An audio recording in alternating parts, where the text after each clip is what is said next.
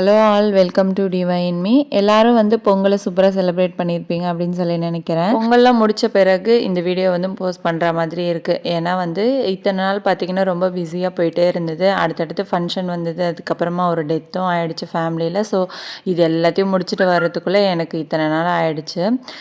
எல்லோரும் வந்து எப்படி இருக்கீங்க அப்படின்னு சொல்லிட்டு மறக்காமல் கமெண்ட் செக்ஷனில் ஷேர் பண்ணிக்கோங்க. நம்ம வீட்டில் பின்னாடி பக்கம் பார்த்திங்கன்னா துளசி மாடம் இருக்குது. வீடு கட்டும்போதே அதை வந்து கட்டியாச்சு. ஆனால் அந்த இடத்துல விளக்கேற்றக்கூடாது அப்படின்ற ரீசனுக்காக இந்த ஈசானிய மூலையில் வந்து ஒரு துளசி மாடத்தை வாங்கி வச்சுருந்தோம் இல்லையா. அந்த இடம் கீழே பார்த்திங்கன்னா ரொம்ப ஒரு மாதிரி இருந்தது. பார்க்குறதுக்கே எனக்கு சுத்தமாக பிடிக்கலை. கொஞ்சம் அந்த இடத்த சேஞ்ச் பண்ணுவோம், ரெட் கலர் பெயிண்ட்லாம் அடித்து நல்லா வந்து அழகாக டெக்கரேட் பண்ணுவோம் அப்படின்னு சொல்லிட்டு தான் இந்த நம்பரில் இருக்கக்கூடிய இந்த ஷேட் பெயிண்ட்டை வந்து நான் வாங்கிட்டு வந்திருந்தேன். இது வந்து 1 லிட்டர் பார்த்திங்கன்னா ஷார்ட்ஸில் சொல்லியிருப்பேன் நான். கரெக்டாக இந்த ரேட் வந்து இதில் தெரியல, நான் மறந்துட்டேன் இத்தனை நாள் ஆனதுனால. ஒரு 400க்கு மேலேன்னு நினைக்கிறேன். அதில் வந்து ஷார்ட்ஸில் செக் பண்ணிங்க அப்படின்னா கரெக்டாக அதோட ரேட் வந்து தெரிஞ்சிடும். ஆனால் இந்த பெயிண்ட்டோட நம்பர் வந்து இது தான், நான் இப்போ வீடியோவில் காமிச்சிருக்கேன்ல அந்த நம்பர் தான். இந்த பெயிண்ட்டை வந்து பார்த்திங்கன்னா 2 கோட்டாக அடித்தா தான் நமக்கு வந்து அழகாக அந்த டார்க் கலர் கிடைக்கும். அதனால் கீழே வந்து இந்த மாதிரி அடிச்சிருவோம் அப்படின்னு சொல்லிட்டு நைட்டு தான் வந்து இதை அடிச்சுட்டு அப்படியே வந்து தூங்க போயிட்டேன். ஒரு கோட் அடித்து முடிச்சுட்டு எந்தெந்த இடங்களில் அதாவது மஞ்சள் குங்குமம் கூட வந்து பெயிண்ட்லேயே வச்சிடலாம் அப்படின்ற மாதிரி தான் துளசி மடத்துக்கு பண்ணியிருந்தேன். ஏன்னா மழை வரும்போது அது ஃபுல்லாகவே நனையும் இல்லையா. அப்போ நம்ம அடிக்கடி வந்து அதை க்ளீன் பண்ணிக்கிட்டு இருக்க முடியாது. அதனால் வெளியில் தானே அப்படின்னு சொல்லிட்டு அந்த மாதிரி வந்து நான் ரெடி பண்ணியிருந்தேன். அதுக்கப்புறமா ஒவ்வொரு வாட்டியும் பூஜை பண்ணும்போது பார்த்திங்கன்னா துளசி செடிக்கு வந்து கீழே பார்த்திங்கன்னா மஞ்சள் குங்குமம் வச்சுட்டு அங்கே பூ வச்சுட்டு நம்ம எப்பவும் போல் வந்து சாமி கும்பிட்டுக்கலாம் அப்படின்னு சொல்லி ஒரு ஐடியா. அதனால் அந்த மாதிரி வந்து நான் பண்ணியிருந்தேன். இந்த வீடியோ வந்து முழுசாக பாருங்கள், நல்லா இன்ட்ரெஸ்டிங்காக இருக்கும். அது மட்டும் இல்லாமல் எப்படிலாம் நான் வந்து அந்த இடத்த ரெடி பண்ணேன் அப்படின்னு சொல்லிட்டு உங்களுக்கு அது யூஸ்ஃபுல்லாகவும் இருக்கும். நம்ம வந்து எப்போவுமே ஒரு இடத்த அழகாக வச்சுக்கிட்டோம் அப்படின்னா அந்த இடங்களில் திருப்பி திருப்பி பார்க்கும்போது பார்த்திங்கன்னா ரொம்ப நீட்டாக இருக்கும். அதாவது மைண்டே வந்து ஒரு மாதிரி ப்ளசண்ட்டாக இருக்கும். அதனால் கொஞ்சம் கலர்ஃபுல்லாகவும் இருக்கட்டும் அப்படின்னு சொல்லி தான் இந்த இடத்துல வந்து இந்த ரெட் கலர் பெயிண்ட் வந்து நான் அடிச்சிட்ருக்கேன். ரொம்ப நாளாக இதை வந்து நான் யோசித்து வச்ச ஒரு விஷயந்தான். அதை வந்து கரெக்டாக பொங்கலுக்கு முன்னாடி வந்து இது எல்லாமே ரெடி பண்ணி வச்சுருந்தேன். ரொம்ப அழகாக இருந்தது பார்க்குறதுக்கு. இந்த இடம் பார்த்திங்கன்னா நம்ம பெயிண்ட் அடிக்கிறதுக்கு முன்னாடி வந்து ஒரு மாதிரி கலையாக எனக்கு வந்து தெரியல. பெயிண்ட் அடித்த பிறகு பார்த்திங்கன்னா ரொம்ப அழகாக கலையாக இருந்துச்சு. நிறைய பேர் வந்து ஷார்ட்ஸில் கூட சொல்லியிருந்தீங்க ரொம்ப சூப்பராக இருக்குது சிஸ்டர் அப்படின்னு சொல்லிட்டு. இந்த துளசி மாடத்தோட ரேட் வந்து நிறைய பேர் கேட்டுகிட்டே இருந்தீங்க. இது வந்து நான் 800 ருபீஸ்க்கு வாங்கியிருந்தேன். கிட்ட இருக்கிற ஒரு நர்சரி கார்டனில் தான் நான் வந்து வாங்கியிருந்தேன். இந்த மாதிரி மாடல் வந்து எல்லா இடத்துலையும் கிடைக்கிது. இப்போ வந்து நிறைய பேர் இந்த துளசி பூஜையும் பண்ண ஆரம்பிச்சிட்டாங்க போல இருக்குது. அதனால் பார்த்திங்கன்னா நிறைய பேர் வீட்டில் வந்து இந்த அதாவது அப்பார்ட்மெண்ட்டில் இருந்தாலும் இந்த துளசி மாடத்தை வந்து வாங்கி பால்கனிலையும் வச்சுருக்காங்க. ஸோ ரொம்ப நல்ல ஒரு வைப்ரேஷனை கொடுக்கும் இந்த துளசி செடி. அதனால் கண்டிப்பாக எல்லார் வீட்லேயும் வாங்கி வைக்கிறது ரொம்ப நல்லது. இதுவே வந்து நம்ம தரையில் வச்சு வழிபட்டோம் அப்படின்னா அது இன்னுமே வந்து சிறப்பாக இருக்கும். ஏன்னா வந்து மண்ணுடைய தன்மையை வந்து இந்த துளசி செடி பார்த்திங்கன்னா அப்படியே மாற்றும் அப்படின்னு சொல்லுவாங்க. ரொம்ப சுத்தமாக இருக்கும் அப்படின்னு கூட சொல்லுவாங்க. அதனால் துளசி செடியை வந்து முடிஞ்சால் உங்களால் வந்து தரையில் இடம் இருந்துச்சு அப்படின்னா நீங்கள் வந்து அந்த இடத்துல வச்சு வழிபடலாம். அப்படி இல்லைனா வந்து இந்த மாதிரி சின்னதாக ஒரு தொட்டியில் வச்சு கூட நீங்கள் வந்து வழிபாடு செஞ்சுக்கலாம். துளசி மாடத்தில் தான் வைக்கணும் அப்படின்ற அவசியம் இல்லை. ஒரு தொட்டியில் வச்சுட்டு அங்கே வந்து மஞ்சள் குங்குமம் வச்சு நீங்கள் வந்து சூப்பராக பூஜை பண்ணிக்கிட்டீங்க அப்படின்னாலே போதுமானது. ஊர்லலாம் வந்து தரையில் தான் வச்சுருப்பாங்க மேக்ஸிமம். எங்கள் வீட்லேயும் வந்து ஊரில் கீழே தான் இருக்குது. ஸோ அதை பார்க்கும்போது ரொம்ப அழகாக இருக்கும். நிறைய பேருக்கு இந்த பழக்கம் இல்லை அப்படின்னு கூட சொல்லியிருந்தீங்க. இந்த பழக்கம் இருக்குது இல்லை அப்படின்றத தாண்டி உங்களுக்கு வந்து இந்த துளசி செடியை வைக்கணும் ஒரு ஆசை இருக்குது அப்படின்னா நீங்கள் வந்து தாராளமாக இந்த செடியை வச்சு வளர்க்கலாம். நார்மலாகவே வந்து குழந்தைங்களுக்கு அதாவது நம்மளும் சரி குழந்தைங்களும் சரி டெய்லி ஒரு 2 இலையை பறித்து சாப்பிட்டோம் அப்படின்னா அவ்வளோ ஒரு ஹெல்த் பெனிஃபிட்ஸ் அதில் வந்து இருக்குது. அதனால் வந்து நீங்கள் அதை இப்போ பூஜை செய்யலை அப்படின்னாலும் தனியாக வந்து ஒரு செடி வச்சு நீங்கள் வந்து கண்டிப்பாக வளர்க்கலாம். இப்போ வந்து நம்ம பூஜைக்கு அந்த துளசி தண்ணீர்லாம் செய்வோம் இல்லையா, அதில் வந்து இலைகளை போடுவோம். நம்ம பூஜை செய்கிற அந்த செடியில் இருந்து இலைகளை பறிக்கவே கூடாது. நாம் தனியாக வந்து ஒரு செடி வச்சுக்கிட்டீங்க அப்படின்னா அதிலிருந்து இலைகளை பறித்து நீங்கள் வந்து என்ன வேணால் பண்ணிக்கலாம். அதுவே வந்து நம்ம பூஜை பண்ணுற அந்த இது வந்து நம்ம பறிக்கக்கூடாது. அந்த செடியில் கையை வைக்கக்கூடாது. அது வந்து அவ்வளோ நல்லது கிடையாது. அதுக்கப்புறம் மஞ்சள் குங்குமம் வைக்கலாம் அப்படின்னு சொல்லிட்டு இந்த மாதிரி எல்லோ கலர் அதுக்கப்புறம் வந்து ரெட் கலரில் நான் பார்த்தீங்கன்னா எனாமல் பெயிண்ட் வந்து வாங்கிட்டு வந்திருந்தேன். அந்த பெயிண்ட் பார்த்தீங்கன்னா ரொம்ப அழகாக அதுக்கு வந்து செட் ஆகிடுச்சு. மஞ்சள் குங்குமம் ரியலாக வச்ச மாதிரியே வந்து செட் ஆகிடுச்சு. ஸோ முன்னாடி இருக்கிற அந்த துளசி மாடத்துக்கு ரொம்ப அழகாக வந்து பெயிண்ட் பண்ணிவிட்டு அதுக்கு மேலே வந்து மஞ்சள் தடவிட்டு நைட்டு வந்து தூங்க போயிட்டேன். அதுக்கப்புறமா தான் வந்து காலையில் அதாவது அடுத்த நாள் தான் வந்து அதுக்கு குங்குமம்லாம் வச்சுருந்தேன். ஏன்னா அதுக்கு மேலேயே வச்சுட்டோம் அப்படின்னா நமக்கு வந்து அது ஒரு மாதிரி திட்டு திட்டாக தெரிய ஆரம்பிச்சிடும். ஸோ அதை அடிக்கும்போது பார்த்திங்கன்னா ரொம்ப கேர்ஃபுல்லாக ரொம்ப அழகாக வந்து நம்ம அடித்து வச்சிடணும். இல்லைனா வந்து சம்டைம்ஸ் உறிஞ்சிட்டு கூட வந்துடும். இது வந்து மெயின்டைன் பண்ணுறது பார்த்திங்க அப்படின்னா மழை காற்று வெயில் இது எல்லாத்துக்கும் அது வந்து வெளியில் இருக்கிறதுனால கொஞ்சம் வந்து மெயின்டெனன்ஸ் அதாவது கொஞ்சம் நாளில் எல்லாமே உரிய ஆரம்பிக்கும். அந்த டைமில் நம்ம பார்த்திங்கன்னா இந்த பெயிண்ட்லாம் நம்ம தண்ணியை மிக்ஸ் பண்ணாமல் அப்படியே மூடி வச்சுருந்தோம் அப்படின்னா ரொம்ப சூப்பராக இருக்கும் எத்தனை நாள் ஆனாலும். அதனால் நான் வந்து கடையில் சொன்னாங்க அதே மாதிரி வந்து யூஸ் பண்ணிவிட்டு அதை க்ளோஸ் பண்ணி நான் வந்து வச்சுட்டேன். இதுக்கப்புறம் நம்ம வந்து செகண்ட் டைம் அடிக்கும்போது ரொம்ப அழகாக இருக்கும். அது மேலே ரொம்ப திட்டு திட்டாக ஒரு மாதிரி இல்லாமல் நம்ம ஸ்மூத்தாக அடித்தோம் அப்படின்னா ரொம்ப அழகாக இருக்கும் பார்க்குறதுக்கு. இந்த வேலைலாம் எனக்கு சுத்தமாக தெரியாது. நான் வந்து ஏதோ ஒன்று நம்ம செய்வோம் ஸ்டார்ட் பண்ணுவோம் அப்படின்னு சொல்லி தான் வந்து அப்படியே ஸ்டார்ட் பண்ணியிருந்தேன். ரொம்ப அழகாக வந்து அதோட ஃபினிஷிங்லாம் வந்துருந்தது. எனக்கே வந்து பார்க்குறதுக்கு ரொம்ப பிடிச்சிருந்துச்சு.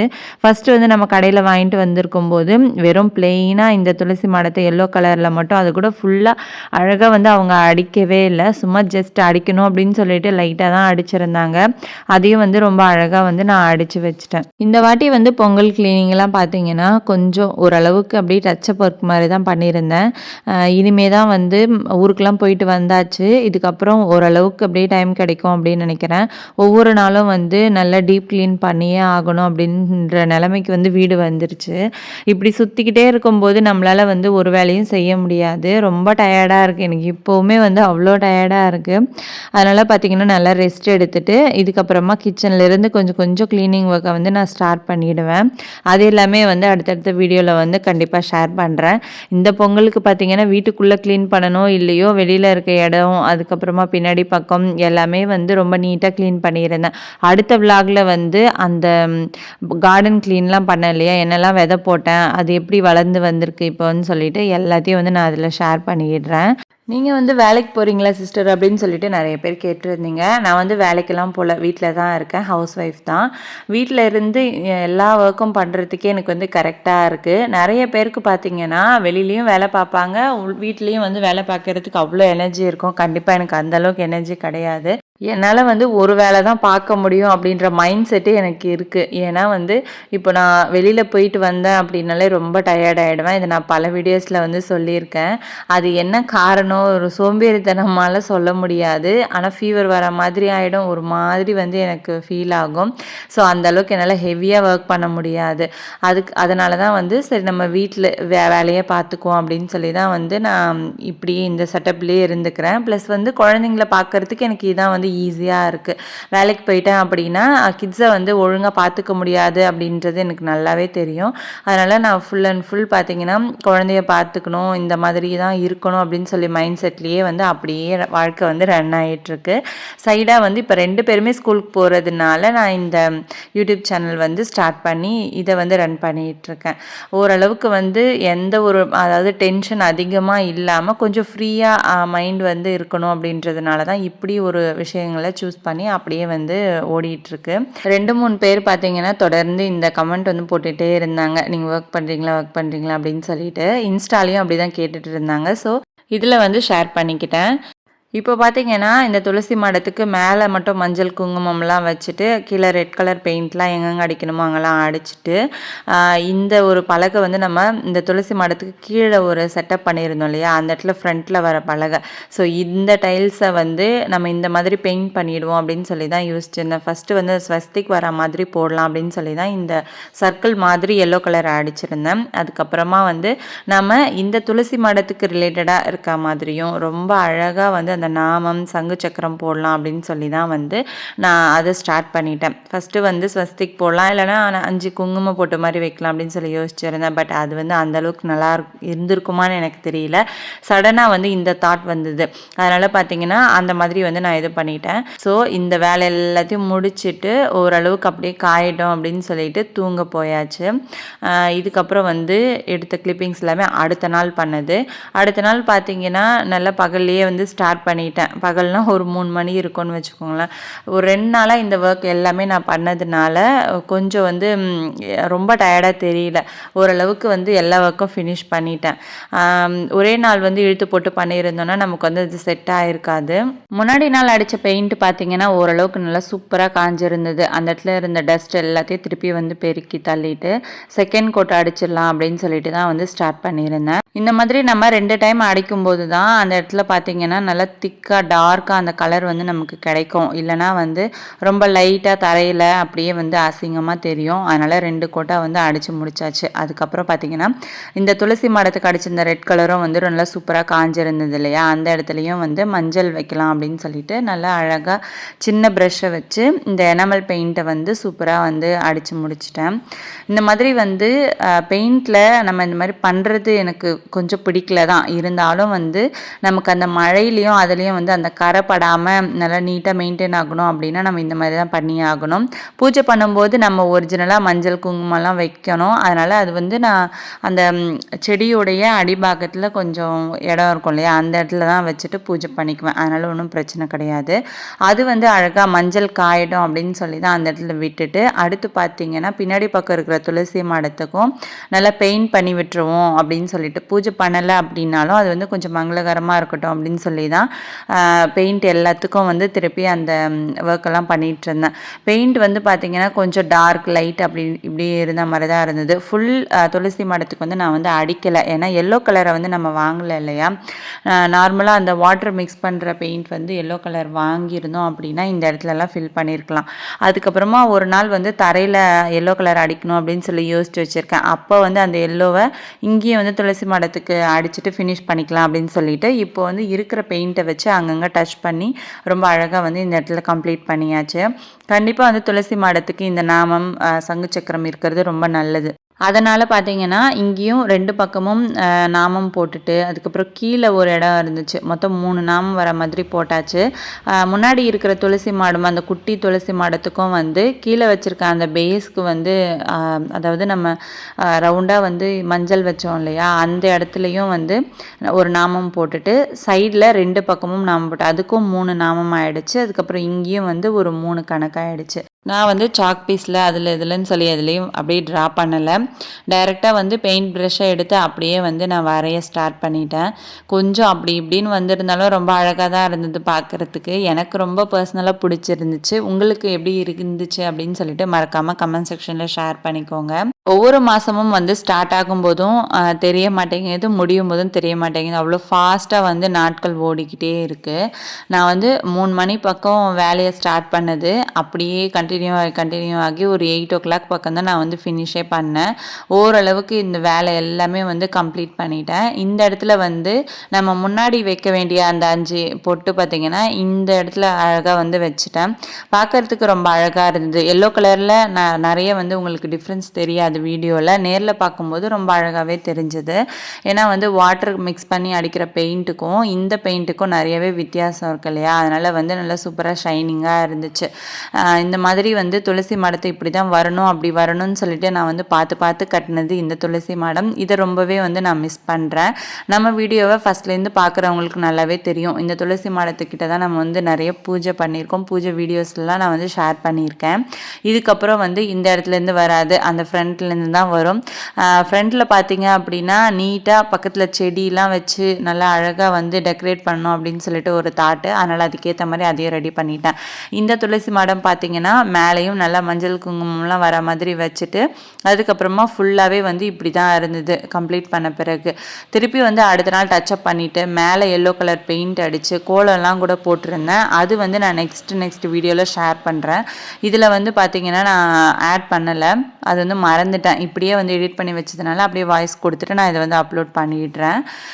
இப்போ வந்து இந்த இடத்துல ஓரளவுக்கு காஞ்சிருந்தது இல்லையா, அதனால் இங்கேயும் வந்து நம்ம நாமம்லாம் போட்டுடலாம் அப்படின்னு சொல்லிட்டு தான் அழகாக வந்து அந்த நாமம் போட்டிருந்தேன்.